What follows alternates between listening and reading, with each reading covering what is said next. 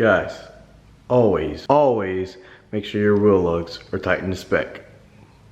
So looking down at this wheel, as you can see, it only has 2 wheel studs. Are they tightened to spec?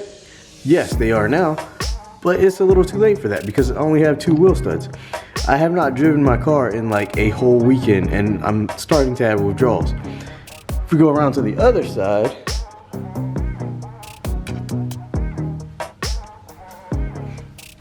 it only has 2. Now, it still has 3 lugs. I took one off to make sure I got the right size when getting replacements.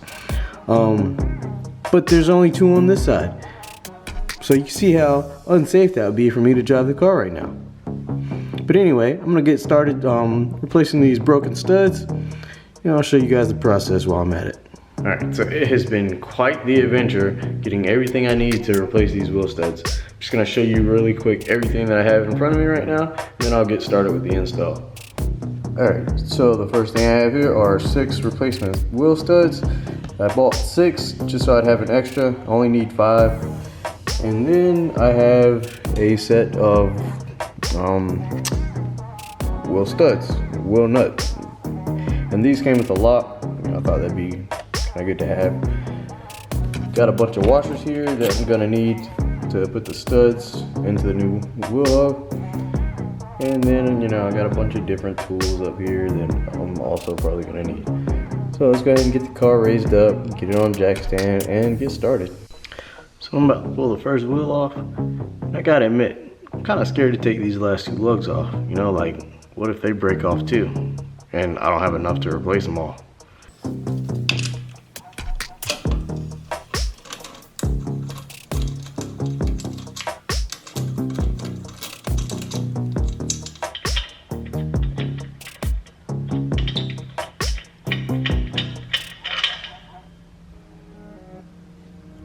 That's one.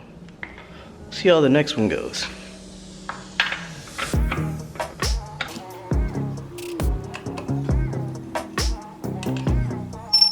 That's not sounding too good.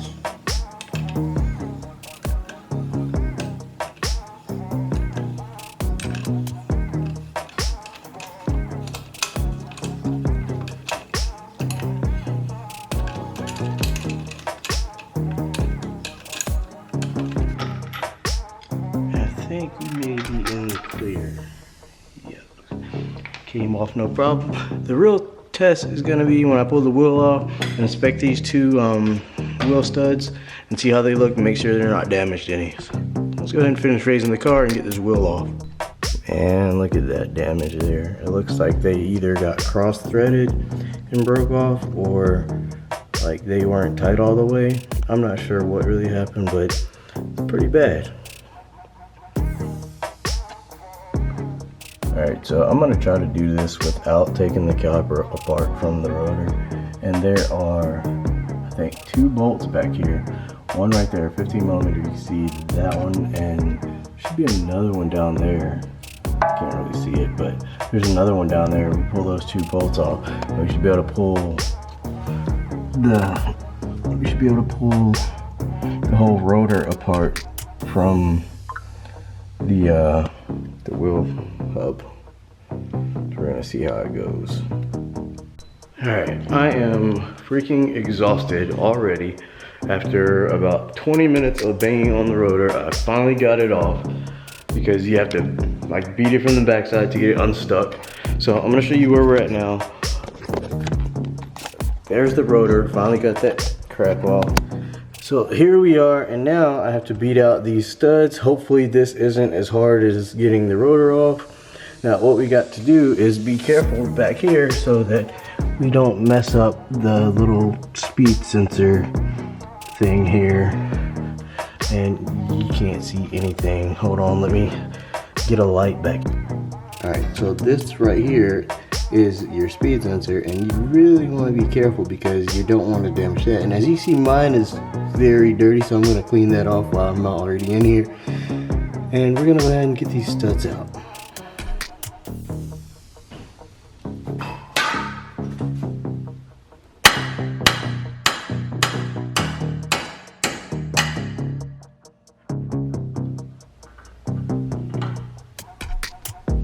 There's this one out.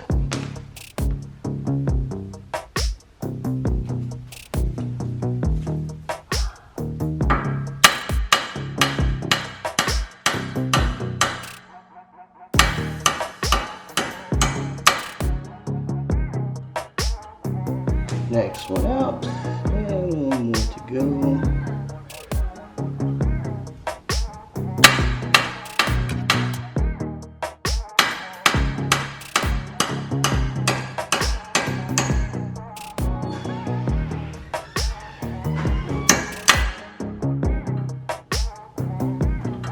I found this under the table. Okay, thank you. You're welcome. And all of the wheel studs are out now. Alright, now it's time to put the new ones in. Like I said, we're going to be really careful not to hit that speed sensor right there. And what I have to do now is take those washers that I showed you guys earlier and one of the lugs.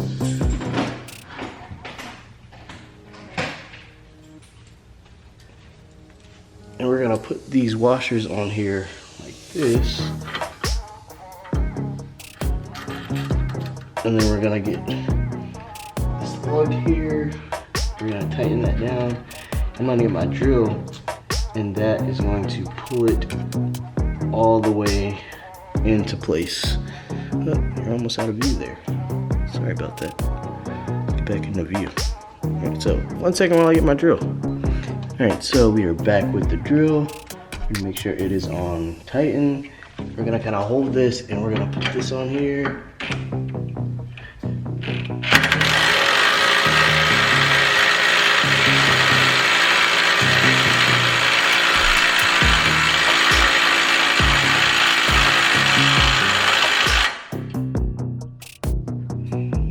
Go, it is on there.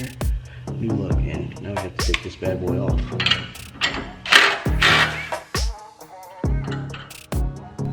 Alright, so this is the passenger side. I got everything put back together. I just kind of rushed through it, you know, because I was ready to get done with it. As you see, I got all 5 lug nuts on with the wheel lock.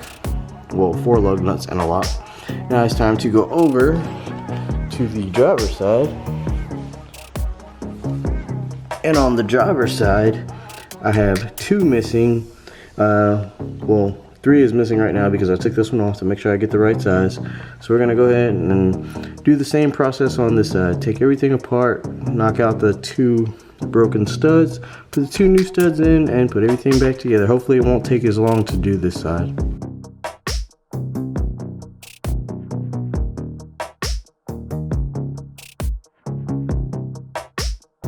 Alright, so once again, I got carried away and I forgot to start the camera. On this side, I did not take the rotor off. I tried to, but it didn't want to come. So I just docked the studs out and put the new studs in with the rotor on. The only thing left for me to do is put the caliper back on, put the wheel back on, and then we're going to torque the Spec. Alright, so that is a job done. 5 lugs on. I am now riding safe again. The torque specs for the Mustang, by the way, is 100 foot-pounds of torque. So they're all torqued. I double checked the ones on the back. All of the front are torqued. I was gonna change out the lugs on the back, but due to time, I decided not to right now. I'm actually gonna go test drive because, you know, I hadn't driven my car in a while. Alright, so this really wasn't meant to be like an instructional video because I suck at those. As you can see, left out a whole lot of stuff, but I did record most of the process.